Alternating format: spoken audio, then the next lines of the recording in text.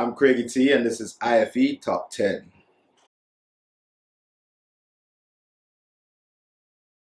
I was 9 years old. It was in grade 5 prep school, and I was told by the choir mistress at the time, that I couldn't sing, and that I was going to be the only boy in my class that wouldn't be on the choir. And I just wouldn't accept it. And I told her, of course I can sing. And she said, no, you really can't. I'm like, all right, I'm going to show you. So I made up my mind at that point, because music was always very fascinating to me. I love listening to music, and I love to reproduce the songs that I heard. So I made up my mind at that point that I was going to prove everybody who thought that wrong.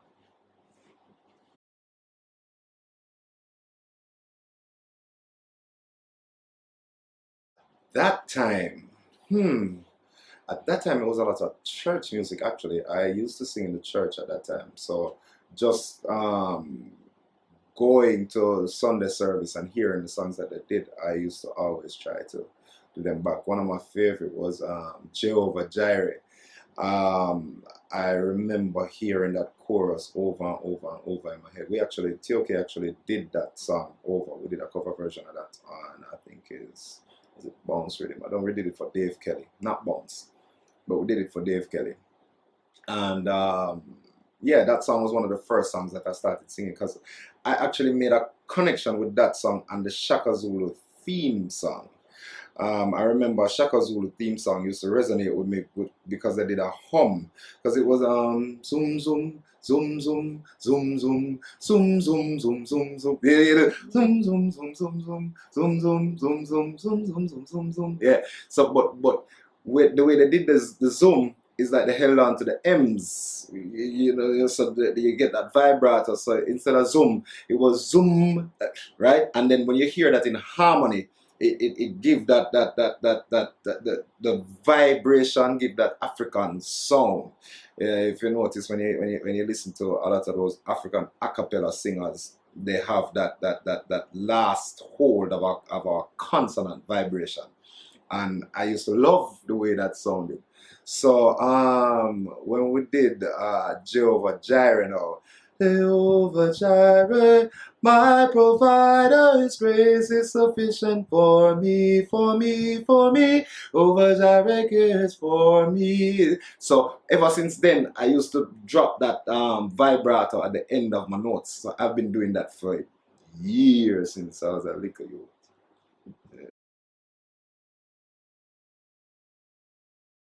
Well, all right. So with T.O.K,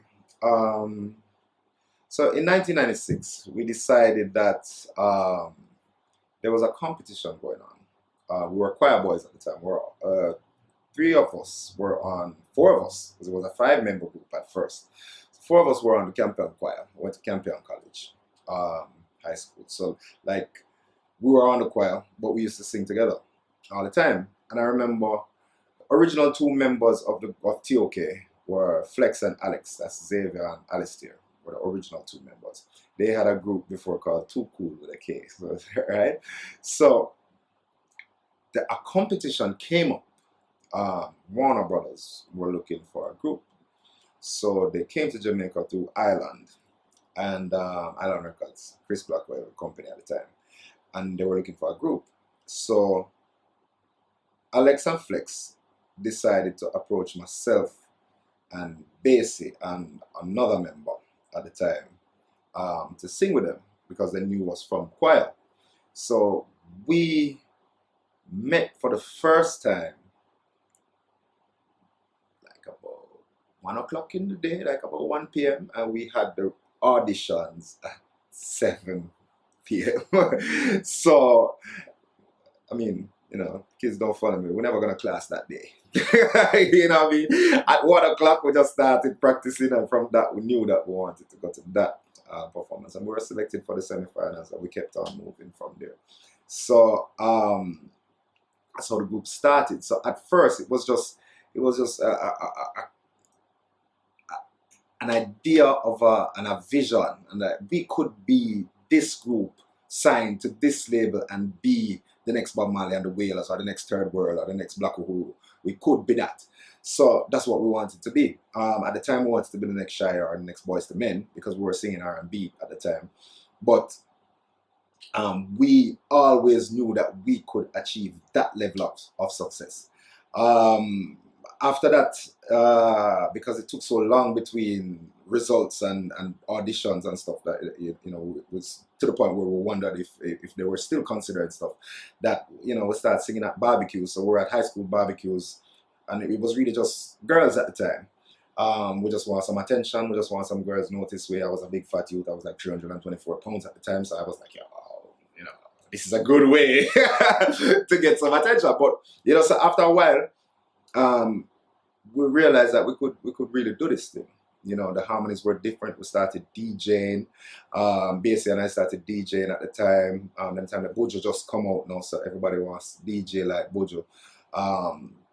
So my voice started changing as well, because I used to sing. What's it called? So it's alto, female voice, but it's called alto tenor. So I used to sing that, so it was a very high tenor. After I started DJing, my voice dropped to baritone. Bass was the bass, of course. And we just started, and it caught the ear of a lot of people. Sly and Robbie, we put out our first. Sly and Robbie did the rhythm track for our first release. It was called Anything for You. It was a cover version of a song done by Michael Jackson's nephews, 3T. That was our first release. That was in 1996. So 1996 is when we got our first release. But the group started in 92. November 1992. That's when the group started. So anyway, so after all of that, the group grew. And then, I don't know. I mean, I think, to be honest, when people ask me what happened to T.O.K, it's very difficult to explain, because I don't really know. I believe that we just became tired of each other. It was a friend. It still is a friendship. It still is a family. However, we were around each other for at least 2 hours every single day for 25 years. That's a long time. If we're not around each other, we're on the phone with each other. So we spend 2 hours at least out of every day for 25 years with each other. That's a serious thing, and we're not married to each other, so I think it just became a little too much, and a lot of people wanted space and freedom of expression, and that's what it started coming down to, that there were songs that were coming out that were not fully expressive of each individual's feelings, maybe maybe sometimes none at all, but we were having things that we wanted to say and we wanted to express to people, and we weren't able to do it, so we found other outlets. So solo careers started emerging since then. Where concerns what's different now,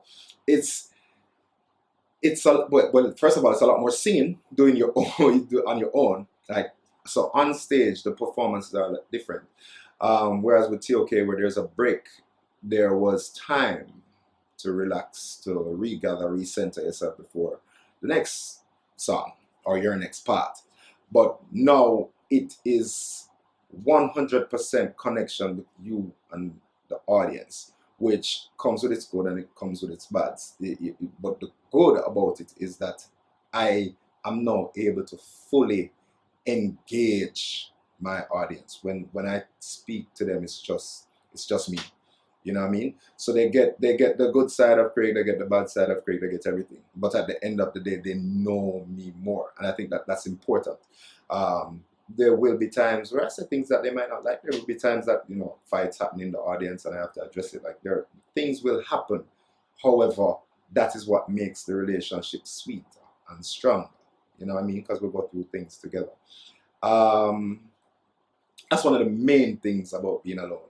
Another thing is that it allows me now to completely express myself musically in the studio. So when I'm songwriting now, I can fully convey a notion or an idea. So it's not just a chorus anymore. I can tell stories with my music now. Before, it was more difficult because I would write a 8-bar or a 16-bar chorus and have a story in mind when the other person's time to write their part, they might not have the same story in their mind. So the song comes out, it might be a little bit broader in scope, but sometimes broad strokes don't get to the point, you know? And you know, I was having challenges with that. And then I write a lot of music too, and I just didn't have an outlet. So I'm happy now that I have that outlet. I have a studio at my house, and I can produce. I can get it out. You know what I mean? So that is a difference that I cherish. You have so much inside of you that you would like to say, and you are not given the opportunity to say it. And that's not in a bad way. It's not malicious or anything. It's not that anybody is stifling you, but there's just not enough space. You know what I mean? So you know, it's like I mean, if you're in the gym and you start working out and you start getting muscles, you can't wear a small shirt because like you're gonna be busting out of it. You need to get a bigger shirt. So I got some bigger shirts. Yeah.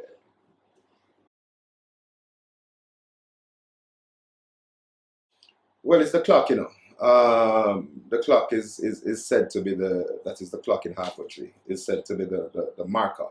Anything above the clock, quote unquote, above. I think the one side of the clock is uptown and anything to the other side is downtown. That's really what I'm use. Dancehall music came from downtown, came from the ghetto of Kingston, it came from the inner city areas and the garrisons, right? Now, it is a music that was embraced and loved by all, including myself. I didn't grow up in a garrison, I didn't grow up in a ghetto. But at the same time, I can understand and appreciate it because my mother and my father never grew up uptown. You understand? But they did what they had to do to put me in a situation that was quote unquote better than theirs, which is the same thing any parent does for their children. So I appreciate it, and it feel good for know say I come from a middle class family because I can see both sides of the spectrum, and I can appreciate the challenges and the triumphs of both sides. So I mean, let's see what a man I go through, and see what a man I go through, and I can speak about them both musically. So I wouldn't challenge the argument that TOK is an uptown group. I think we definitely are. I mean, as a youngster at 10, I started high school at 10, and that is Campion College. As Campion College, it's one of the most, I won't say prestigious, but it's looked upon as a high class uptown school, right? If not the most high class and the most uptown school. And I was a bright picnic of Campion. And I'm bright. You know what I mean? So, but you know what I mean? I own that fully.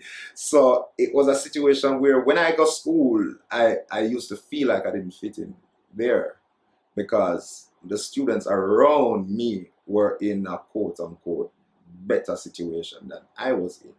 But because of my grades, I was able to be there. So like, I never knock it. I just go and lick them with the grades. You know what I mean? So I had to pay attention to that. So that's what I did.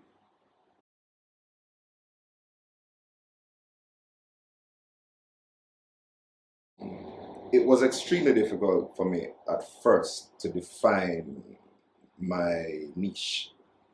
My sound, my look, my space in reggae and dancehall. After TOK. The reason is that I was that gel within the group. I was that person that made sure everything was done. So there were times when I hear a high part that needs to be done here and I do it. And I hear a low part that needs to be done here and I do it. I hear a note missing in the harmony there and I do it. You know what I mean? I used to fill those gaps. So I developed a very versatile style and a very versatile talent. So I can sing circles around several singers now, and I can DJ circles around several DJs as well. So I am multidimensional in that way. However, when it was time to present myself as a solo artist to the world, I had to zoom in on what I wanted to say and who I wanted to be. That in itself was very difficult to find where you fit in because you can do so many things well. I think I kind of have a style now, I kind of have a song now. It's sexy, smooth dancehall. And then reggae. Reggae wise, that's exactly it as well.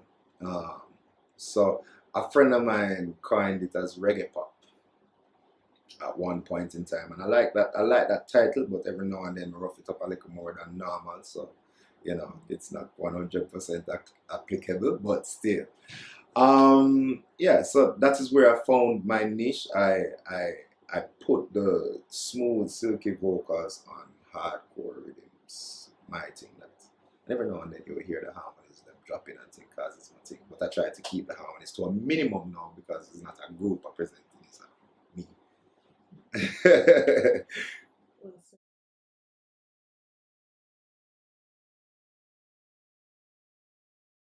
um, okay, so it's tricky. The terms reggae and dancehall, the lines are very blurry. For me, I would say reggae is that roots, dub, one drop sound. And I would say dancehall is the hard hitting, buff, buff, buff, kick, snare. You know, that's from me because of the era I grew up in. The older heads differentiate rubber dub from reggae from what's the next one? There's some whole heap in rubber dub, reggae. Dub different from rubber dub. It's like them can differentiate those things. I don't. I look all of those in one category as reggae. Um, and to them, that was the music that was played at the dance halls in their day. So them still see that kind of music as dancehall. But then when dancehall come around now, hardcore,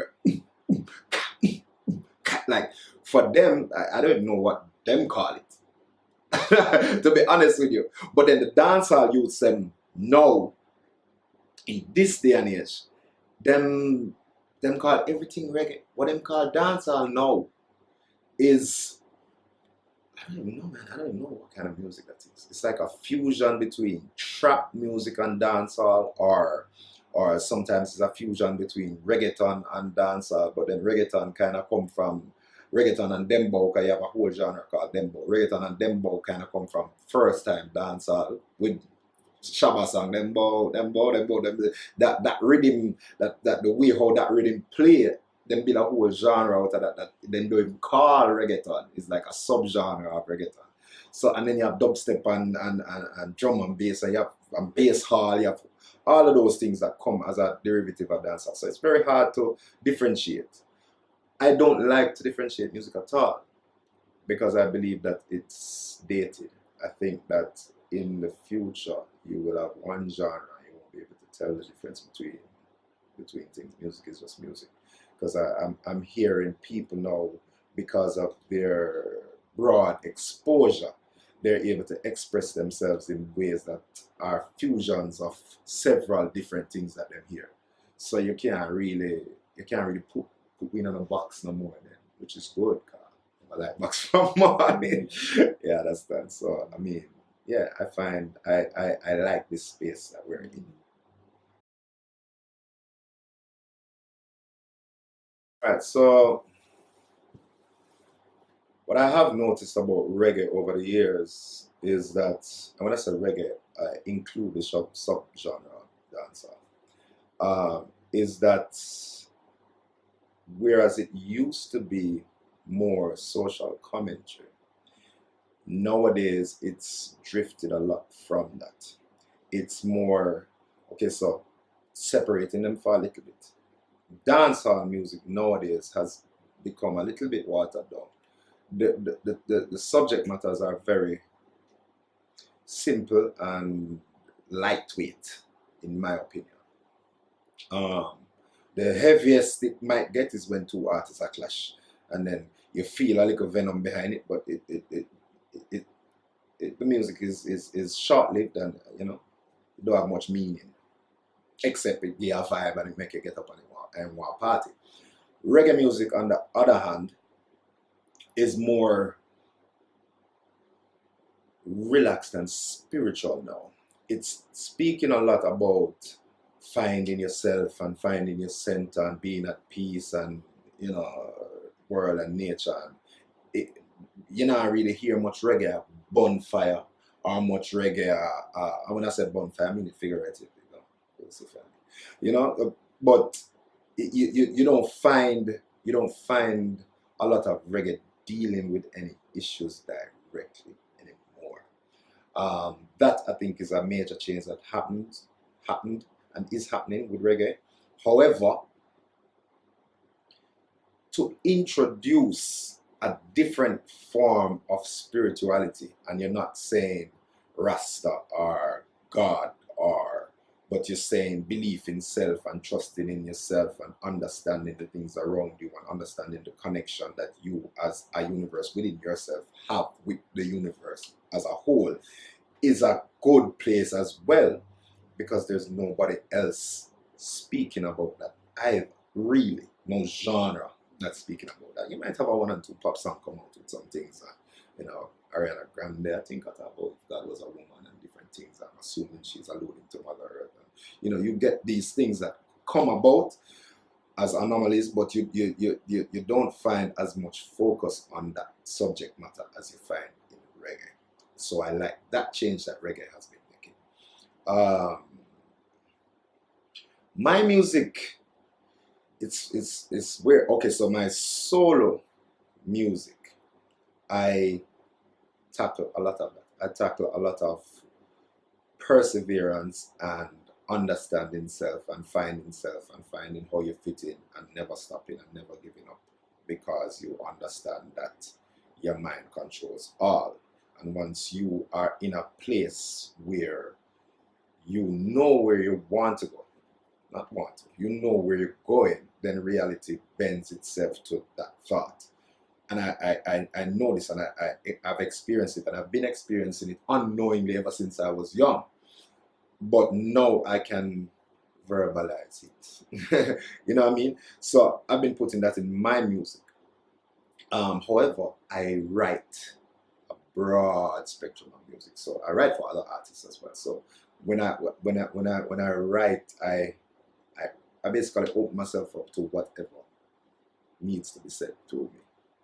Sometimes I don't hear a rhythm. I've never heard a rhythm before. I just put it on and press record, and anything come out. And then when I listen to it, I hear words. I wasn't saying any words consciously, but then I hear words and I say, okay, I can put this there, I can put this there, and then a concept comes to me, and then so it kind of just happens through me, So give me more publishing, but I don't really take credit for that. Yeah. I had to learn at a young age how to express myself, because I was constantly misunderstood, because I think a lot differently from the average person. So I can't just, okay, I think differently from the average person and I say what's on my mind, but I can't just say it like that. I have to explain how I got to there, or you will never understand. If I was to just come here and say music don't have any genre, it's one music, you would have been like, what? But you get it now.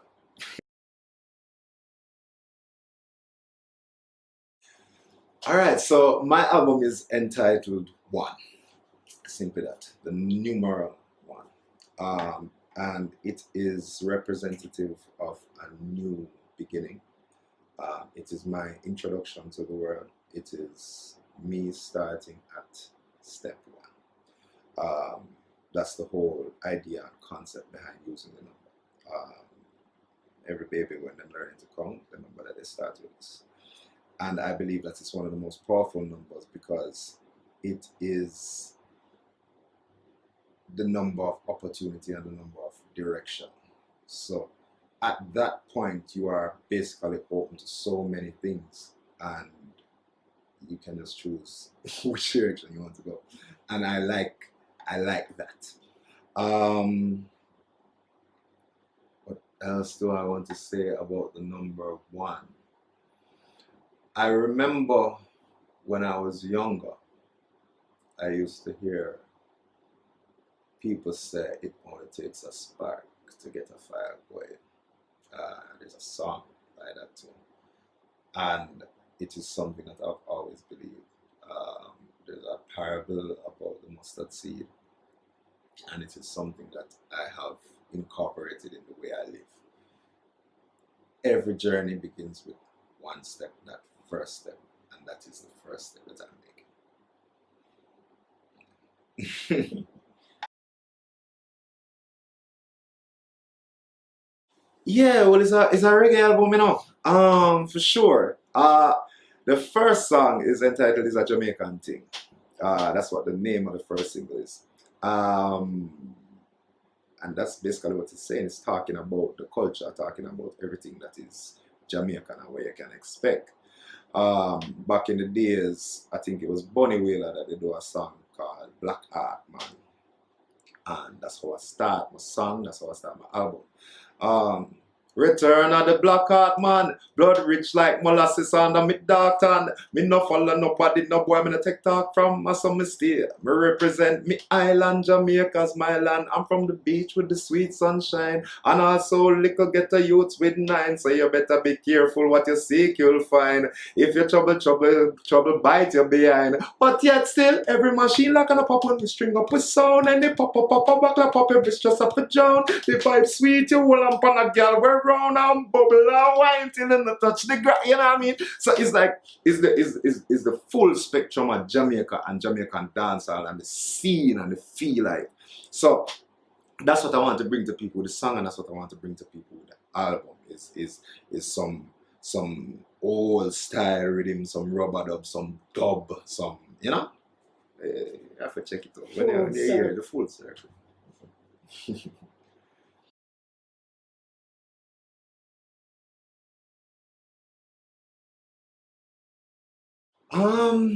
It's just all these ventures are different sides and different aspects of my personality.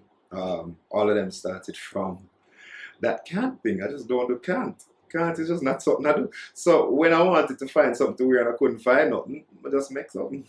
And then I started making more, and then that's how the clothing line started. When I was trying to find musicians to play things a certain way and I couldn't find them, so I just learned how to play the piano and I just played myself. Like that's how I live my life. I don't see obstacles. I see opportunities, and that's always been like that. So I produce, I write, I sing. I don't manage anymore, but I will if I see the need and if I see something to manage.